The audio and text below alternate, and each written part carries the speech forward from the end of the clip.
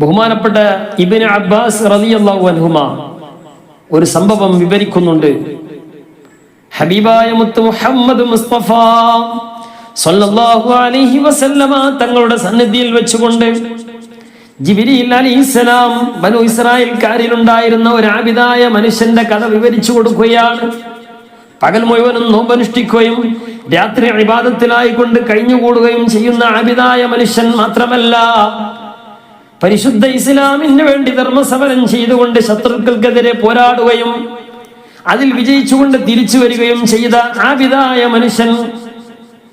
അദ്ദേഹത്തിന്റെ കയ്യിലുണ്ടായിരുന്ന ആയുധം അത് ഒട്ടകത്തിന്റെ താടിയല്ലായിരുന്നു.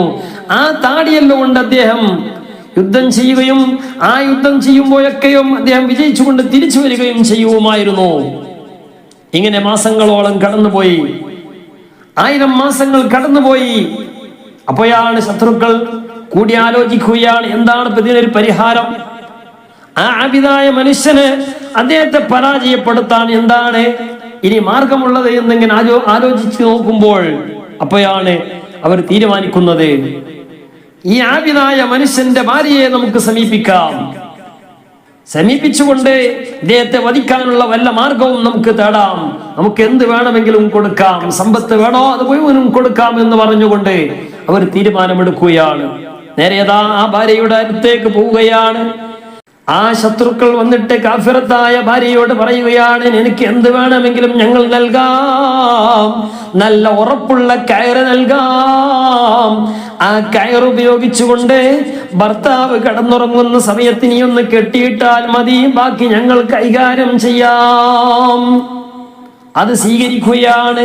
അങ്ങനെ ഈ ആബിദായ മനുഷ്യൻ ഉറങ്ങുന്ന സമയത്ത് ഈ ഭാര്യ അറിയാതെ കെട്ടിയിട്ട് പോവുകയാണ്. അങ്ങനെ ആ ഉറക്കിൽ നിന്നതാ ആ ആബിദായ മനുഷ്യൻ ഉണരുകയാണ്. ഉണർന്നു നോക്കിയപ്പോൾ സുബ്ഹാനല്ലാഹ്, ആ മനുഷ്യനെ കെട്ടിയിട്ട നിലക്കാണ് ആ മനുഷ്യൻ കാണുന്നത്. ഉടൻ തന്നെ ഭാര്യയോട് ചോദിക്കുകയാണ്, ആരാണ് എന്നെ ഇങ്ങനെ കെട്ടിയിട്ടത് എന്ന് ചോദിക്കുമ്പോൾ ഭാര്യ പറയുകയാണ്, ഞാനാണ് നിങ്ങളെ കെട്ടിയിട്ടത്. എന്തിനു വേണ്ടിയാണോ? നിങ്ങളെ ഒന്ന് പരീക്ഷിക്കാൻ വേണ്ടി കെട്ടിയിട്ടതാണെന്ന് പറയുമ്പോൾ ആബിദായ മനുഷ്യൻ തന്റെ കൈ ഒന്ന് ചലിപ്പിക്കുകയാണ്. ആ കയറ് പൊട്ടിപ്പോവുകയാണ്.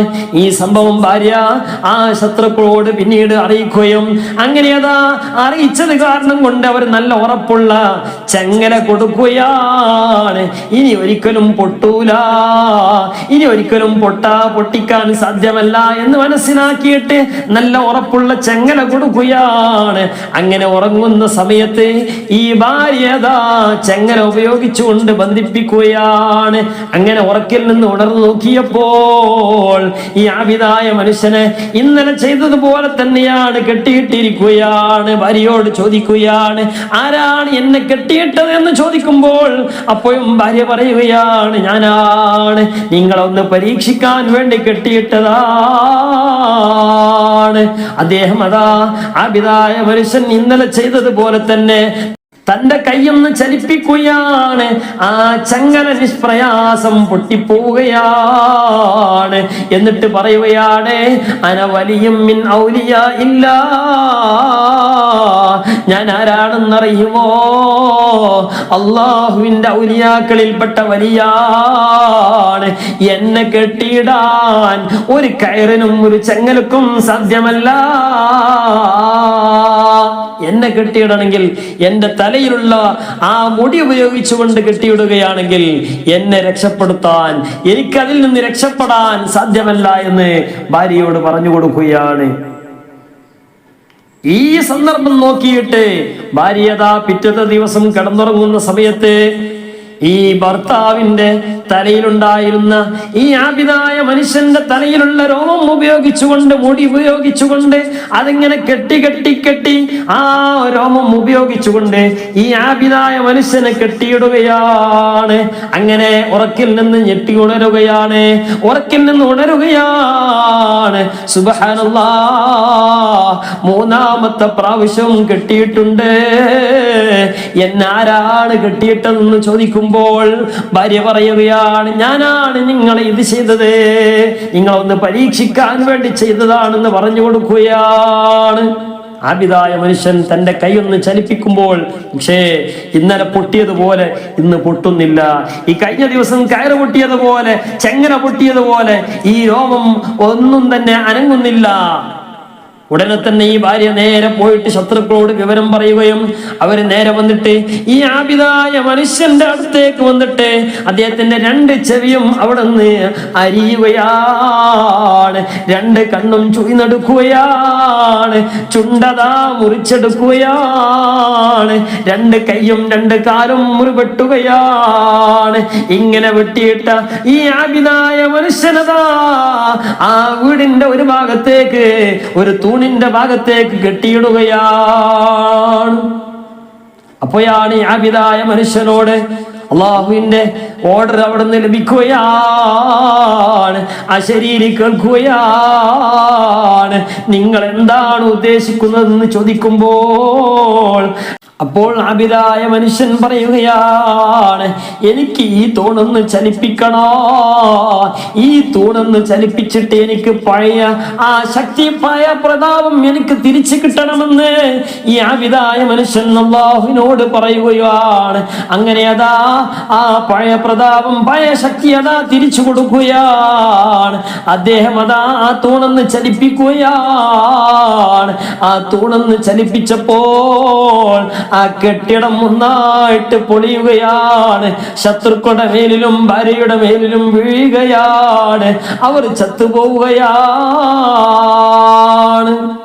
അങ്ങനെ അല്ലാഹു സുബ്ഹാനഹു വ തആല ആബിദായ മനുഷ്യനെ രക്ഷപ്പെടുത്തുകയും അദ്ദേഹത്തിന് നഷ്ടപ്പെട്ട കൈകാലുകളും അവയവങ്ങളൊക്കെ തിരിച്ചു കൊടുക്കുകയും ചെയ്യുകയാണ്. അങ്ങനെ വീണ്ടും അതാ അദ്ദേഹം 1000 മാസം ഇബാദത്തിലായി കൊണ്ട് പരിശുദ്ധ ദീനുൽ ഇസ്ലാമിന് വേണ്ടി പോരാടുകയും അങ്ങനെ ഇബാദത്തിലായി കൊണ്ട് കഴിഞ്ഞുകൂടുകയും ചെയ്യുകയാണ്.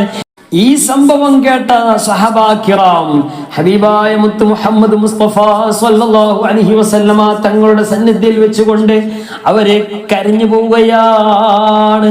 കേട്ടുകൊണ്ട് അവര് ആഗ്രഹത്തോടുകൂടെ, കാരണം എത്ര വലിയ ഭാഗ്യവാനായ ആബിദായ മനുഷ്യനാണ്, നമുക്കും അതുപോലാകാൻ കഴിഞ്ഞിരുന്നെങ്കിൽ എന്ന് ആ ഒരു ആർത്തിയോടുകൂടെ, അത്യാഗ്രഹത്തോടുകൂടെ ഹബീബായ മുത്ത് മുഹമ്മദ് മുസ്തഫ സ്വല്ലല്ലാഹു അലൈഹി വസല്ലമ തങ്ങളുടെ സന്നിധിയിൽ വെച്ചുകൊണ്ട് അവർ കരഞ്ഞു പോവുകയാണ്. ഇതുപോലെയുള്ള പ്രതിഫലം നമുക്ക് ലഭിക്കുമോ? ഹബീബായ റസൂലുള്ളാഹി സ്വല്ലല്ലാഹു അലൈഹി വസല്ലം തങ്ങളോട് ചോദിക്കുമ്പോൾ ലാ അദ്രി എന്നാണ് മറുപടി പറഞ്ഞത്. അപ്പോഴാണ് മലക്ക് ജിബ്രീൽ അലൈഹിസ്സലാം വന്നുകൊണ്ട് അതാ സൂറത്തുൽ ഖദ്ർ ഇന്നാ അൻസൽനാഹു ഫീ ലൈലത്തിൽ ഖദ്ർ വമാ അദ്റാക മാ ലൈലത്തുൽ ഖദ്ർ ലൈലത്തുൽ ഖദ്രി ഖൈറും മിൻ അൽഫി ശഹർ تنزل الملائكة والروح فيها بإذن ربهم من كل أمر سلام هي حتى مطلع الفجر ലൈലത്തുൽ ഖദ്രി ഖൈറും മിൻ അൽഫി ശഹർ. അതേ 1000 മാസത്തേക്കാൾ ഏതാണ് ആബിദായ മനുഷ്യനെന്നറിയുമോ? ശംഊനുൽ ഗസീ റളിയല്ലാഹു അൻഹു ആണ്. ബനു ഇസ്രായേൽക്കാരിൽ ഉണ്ടായിരുന്ന ആ ആബിദായ മനുഷ്യൻ ശംഊനുൽ ഗസീ റളിയല്ലാഹു അൻഹു ആണ്. ഈ ആബിദായ മനുഷ്യൻ 1000 മാസത്തോളം ഇബാദത്ത് ചെയ്തു, പിന്നെയും 1000 മാസത്തോളം ഇബാദത്ത് ചെയ്തു.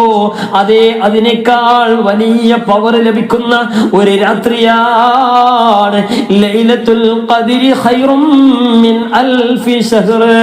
1000 മാസത്തേക്കാൾ 1000 മാസത്തേക്കാൾ എന്ന് പറഞ്ഞാൽ അതിനപ്പുറം പറഞ്ഞിട്ടില്ല. എത്രയും ആവാം, അതിനേക്കാൾ കവച്ചു വെക്കാൻ ഈ ഒരൊറ്റ രാത്രി മതി എന്ന് ഹബീബായ മുത്ത് മുഹമ്മദ് മുസ്തഫ സ്വല്ലല്ലാഹു അലൈഹി വസല്ലമ തങ്ങളും പരിശുദ്ധ ഖുർആനും വളരെ വ്യക്തമായി നമ്മെ പഠിപ്പിക്കുന്നു. അല്ലാഹുവേ, പരിശുദ്ധ റമദാൻ കൊണ്ടും ലൈലത്തുൽ ഖദ്ർ കൊണ്ടും വിജയിക്കുന്ന മുത്തഖീങ്ങളിൽ ഞങ്ങളെ നീ ഉൾപ്പെടുത്തണേ അല്ലാഹ്.